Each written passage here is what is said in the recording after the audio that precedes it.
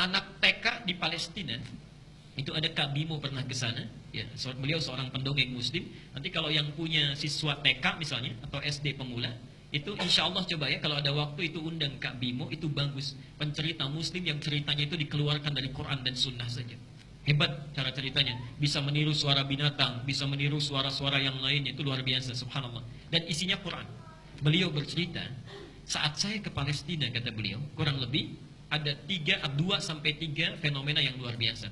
Satu, itu kan mereka sedang butuh-butuhnya bantuan. Beliau datang dengan kafilah, rombongan untuk memberikan bantuan, subhanallah.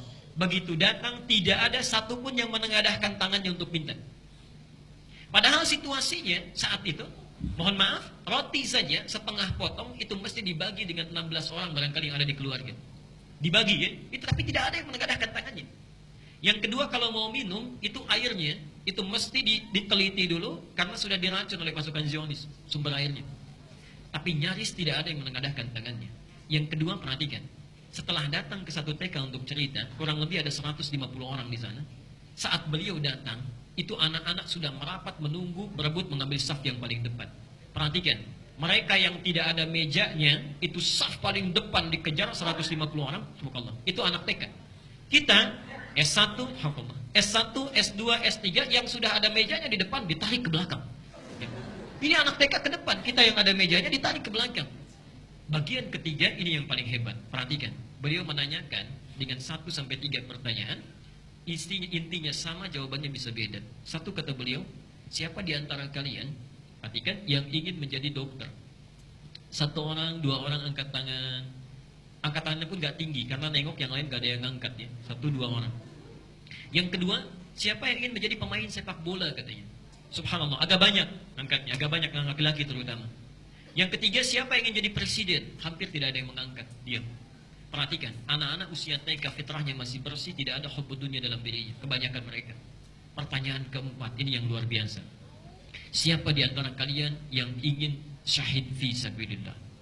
Yang ingin syahid fi sabilillah. Subhanallah, Bapak Ibu sekalian, tidak ada yang angkat tangan. Tapi semuanya berdiri tanpa dikomando, berdiri, dikepalkan tangannya itu. Kami akan syahid, kami akan syahid. Saya akan susul ayah saya duluan, saya akan kejar paman saya yang pulang duluan. Itu anak TK, anak TK. 150 orang anak TK, subhanallah. Jadi Qurannya sudah hafal, usia 6-7 tahun itu sudah hafal. Mohon maaf, 13 tahun belum hafal Quran, itu aib di sana itu ya. Jadi kurang apa lagi? Karena mohon maaf, mereka cepat diambil karena Allah sayang itu. Ada jaminan di Quran, di alam kuburnya akan diberikan nikmat luar biasa. Ali Imran 169 sampai 171. Itu kenikmatan kubur luar biasa. Makanya mohon maaf, anak Palestina itu cepat diambil karena untuk apa lama-lama? Qurannya sudah hafal, kematiannya syahadah, puncaknya tertinggi, nikmatnya sudah besar.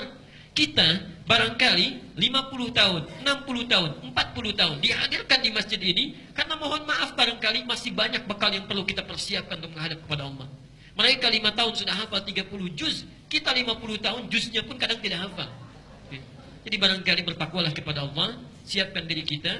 Saya mohon pakai manhaj ini, mengajar dengan atau belajar dengan siapapun, ustadz manapun, ikhlas dari rumah, siapkan perlengkapannya, ambil saf paling depan, sibukkan dengan yang bermanfaat dan hilangkan sesuatu yang tidak melahirkan manfaat besar bagi kita.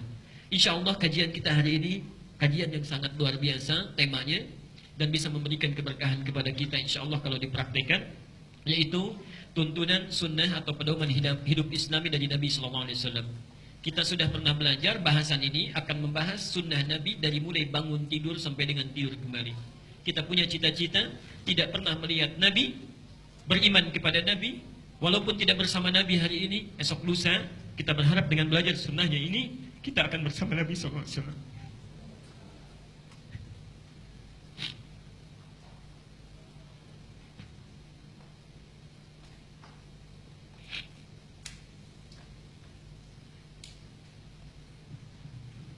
Saya ingat satu hadis ya. Nabi sedang kumpul dengan sahabatnya. Kemudian beliau berkata,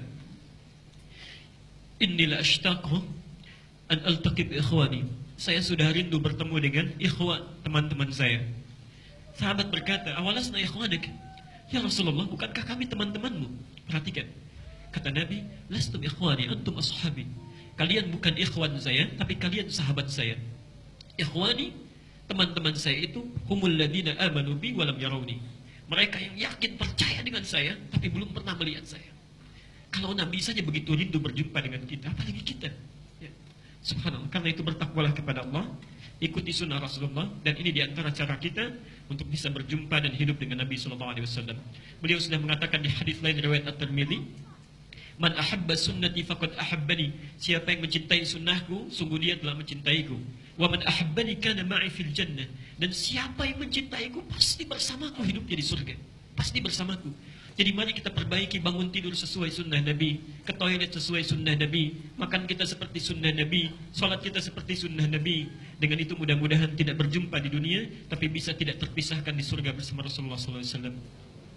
Allahumma salli.